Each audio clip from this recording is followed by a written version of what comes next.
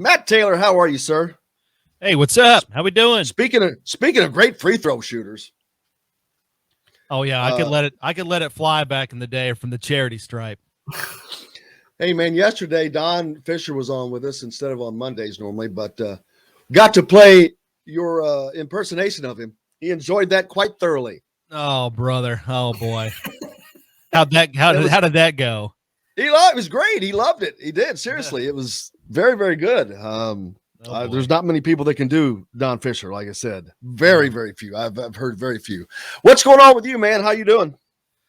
We're good. We're good. Just kind of rummaging through the end of the season materials, kind of dissecting what Chris Ballard had to say last week regarding the Colts and his end of the season, state of the team, if you will, now that the season's over. And you could just sort of sense and tell the heartbreak in his voice and his attitude. And, they're still going through, exit meetings with players and coaches and things like that before everybody disperses all over the country for the offseason, before they all come back for OTAs in the spring. So everybody's still kind of, unfortunately, scratching their head and trying to figure out what went wrong the final 2 weeks of the season, try to make sense of it, try to make it to something that it never happens again. But obviously right now it's it's sort of a really bad analogy. It's still sort of ground zero, and there's still smoke from the rubble, and I think it's going to take a while for everybody to kind of get over it and sort of piece out what went wrong and make sure that it never happens again going forward, and make sure that you use it as a learning tool and a learning mechanism going forward. Yeah, and gosh, the way that ended, it did. Everyone, we all knew that the playoffs were coming, and such a disappointing end, especially because of how hard they fought to get over that 0-3 mark, to get past the loss to the Ravens and that loss to the Titans. They fought and they fought. Jonathan Taylor gutted out a great year, and we'll talk about the Louis Vuittons he gave out as well. I saw yesterday. Yeah, did you get one of those Louis Vuittons, man? Unfortunately, I didn't make the cut, which I'm not sure why. You're giving him all the pub, man. He's got to give you a Louis. I'm telling you. No, but you're exactly right. I mean, we're all going to remember the last two games of the season, right? We're going to remember not getting off to a fast start against the Raiders, not being able to close that game out on the final drive when Derek Carr and Hunter Renfrow get that big play and they get into field goal range in the final moments. We're going to remember the Jacksonville game for all the wrong reasons, not being, not showing up, getting run off the field, ran out of the gym, whatever analogy you want to use. I mean, you lost to a team that is picking first overall in the draft on the last game of the season when all you needed to do was win. It was you had everything to lose. They had nothing to gain with the win. In fact, that they were going to hurt their draft stock potentially by winning that game, right? And they still beat the Colts by, 15 points. And so we're all going to remember how the season ended. But if you go back, as you said, and I think you're exactly right, Jim, if you go back and look at the entirety of the season, it's going to be categorized as the Colts' inability and their failure to close games out. It's not just about the last two games of the season. Their inability to make the playoffs stems way back before that, right? Not being able to close out the Rams, not being able to close out Tennessee when you're up by double figures. The last drive of the game against Tampa Bay, last drive of the game against the Raiders, the overtime loss against Baltimore. The inability for the Colts to close games out will be their legacy, at least in 2021.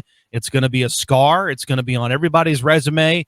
Frank Reich, Chris Ballard, all the players, they're going to have to deal with it. That's their legacy, at least for the next 8 months before they get back to training camp, and they're going to have to compartmentalize and deal with it mentally that, hey, we were 9-6 and had a 98% chance of making the playoffs after our big win on Christmas night against the Arizona Cardinals. Think about that, a 98% chance analytically to make the postseason with 2 games to go, and then just a collapse. So obviously the last 2 games are going to be highlighted and bolded. That's what everybody's going to remember. But had the Colts just taken care of business in one of those games that I talked about before the final 2 games of the season, they would have still gone on to make the playoffs. Matt, that we're in kind of way too early territory because we don't know what's going to happen with the offseason and what moves could be made or anything. But when you look ahead to what's coming up in terms of, free agency and the NFL draft, where do you think the Colts need to get better this offseason to maybe make a stronger push, get over that hump, and get back into the playoffs? Yeah, it's unfortunately the loss to the Jaguars sort of accentuated, I should say, that their biggest needs are what they needed last offseason, and it's sort of Groundhog's year, Groundhog's offseason, right? They still don't have stability or a slam dunk answer at quarterback. Carson Wentz, with his play down the stretch of the season, left some uncertainty and some things to be desired at the quarterback position. Obviously, you're looking for long-term help at pass rush. I think they have two budding answers, if you will, in the long run. I think Kwity Paye and Dayo Odeyingbo can be guys that can flirt with getting you 10, 12 sacks a year, but they're not there yet. Both guys were rookies, and Odeyingbo was coming off an Achilles injury and didn't play until about the halfway point of the season. You need long-term answers at corner. You got some free agents there with TJ Carey and Xavier Rhodes. So are they going to be coming back? And if they do come back, what are you going to get out of them? Because both guys are sort of closer to the end of their careers than they are the beginning of it. Wide receiver, is T.Y. Hilton going to retire? And, can you compliment Michael Pittman Jr.? He had over 1,000 yards receiving this year, but nobody else, Dustin, on the team had more than 400 yards receiving. The Colts were the only team in the NFL that didn't have two receivers over 400 yards. So there's a big disparity in where they were going to go with the football when they did have to pass it, especially late in the season. You have all of these, left tackles, obviously something that is a concern because Eric Fisher had an up and down season. Again, there's a little bit of an asterisk by his year because he was coming off an Achilles injury, first year with a new team after all those years with the Kansas City Chiefs. He's a free agent once again. So they have all of these premium positions that they need to fill, just like last year, but they're in a much more difficult position this year than last year because they don't have a first-round pick because of the Carson Wentz trade. So it's going to make it more challenging.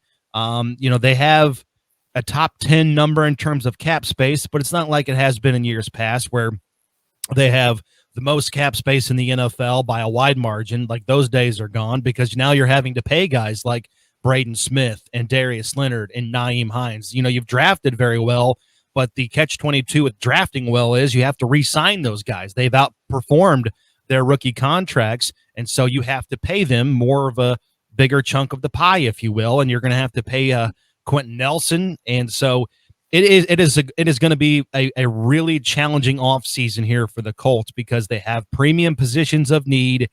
And without that first-round draft pick, it's going to be really, really tough to see, what they do to get markedly better at one of those positions. So, long story short, they need a lot of their guys on their roster to step up and take those next steps and to ascend even further, right? I'm talking about guys like Pittman's got to get better. Even though he's over 1,000 yards, they need him to be a superstar. They need Rock Yassin to be a shutdown corner, right? They need Kwity Paye next year to get 8-9 sacks. They need big jumps from internal options to take the burden off of all these premium positions of need when you don't have a first-round draft pick.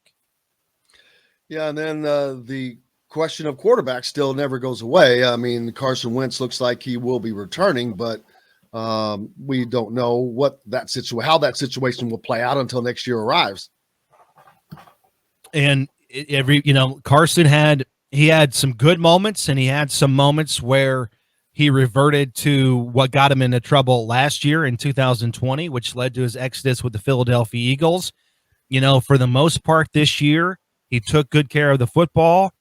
He pushed the ball down the field, but the reality was the Colts in the last 8 games of the season became such a run-oriented offense, a run-first offense. Obviously, that you do that when you have an MVP candidate tailback in Jonathan Taylor.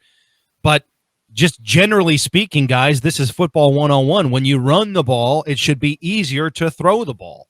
But that just wasn't the case. Play action wasn't there, and the Colts didn't win outside the numbers. The receivers didn't get open enough, and when their one-on-one matchups, Carson Wentz wasn't accurate enough with the football, made some questionable decisions. And so what you like about Carson's season is that he made good decisions with the ball for the most part. I mean, he only had 7 interceptions. He was over 20 touchdowns. Those are good numbers. That's a good formula that you can win with. But the completion percentage has to be much better. He's at 62% completion percentage, which is bottom tier in the NFL this past season. So he's got to be much better at decision making, accuracy. And what Chris Ballard talked about after the season was over in his end of the season press conference, just make the easy plays. Take what the defense gives you. The analogy that he used was make the layups. There's unfortunately a lot of times, especially in big games, where Carson struggled, where he's got checkdowns open or he's got underneath routes open, and he's trying to push the ball down the field and make a big play with a chunk play, and he's getting himself into trouble by either not completing passes or having passes picked off, or now you're in 3rd and long, things like that. So just take what defenses give you, a la Aaron Rodgers at times, a la Patrick Mahomes. Obviously, those offenses have more playmakers from top to bottom than the Colts offense, but I still think it makes sense for Carson Wentz to understand that he doesn't have to make every play like he did last year in Philadelphia, and that got him into trouble at times here with the Colts. And unfortunately, again, it hit the Colts the hardest in big games or in big moments of games, right? Like in the 4th quarter or in overtime. Matt, there's no question that you'd rather be calling some football games right now, but when the season's over, I imagine that there's also a little bit of sweetness to it where you get to sit back, you're not having to work, and you just get to enjoy the NFL playoffs. I mean, what's this time of year like for you? I mean, I know you're still working it, and you still have some stuff to do with the organization, but right. Is there a little bittersweetness to it, just from the fact that as a football fan, you get to relax and you're not behind the microphone for some of these games? Well, yeah. I mean, I don't want to. I hated the way the season ended because I don't like talking about this stuff. I don't want to sit here for the next 8 months and talk about quarterback uncertainty and an epic collapse against the Jacksonville Jaguars and one of the worst losses in franchise history, in Week 18. I don't want to do that.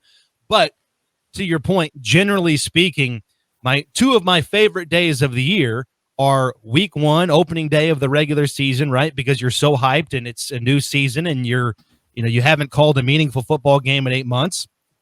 And then my second favorite day of the year, generally speaking, is the last day of the season, because that means you're done and the grind is over. And it does weigh on you a little bit. I mean, listen, not to get too over dramatic, but I mean, it's 7 days a week for 7 or 8 months. And listen, I'm not digging ditches, right? I'm not complaining whatsoever about it, but it is time consuming and you are pulled away from, your life, so to speak.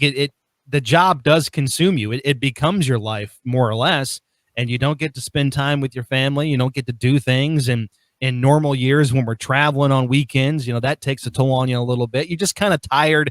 You're just a little bit, mentally and physically drained and fatigued a little bit. So yeah, generally speaking, when the season's over, and more often than not, it's more of a happy ending than this ending. I mean, there's only one team that wins the Super Bowl, but you get what I'm saying. Like, if you make the playoffs and you go on a deep playoff run, you feel satisfied about that, if you will. But yeah, generally speaking, the last day of the season does, give you a little bit of a chance to take a deep breath, exhale a little bit, kind of get your ducks in a row, get your life back in order, and kind of plan some things that you've missed out on for the past 6-7 months.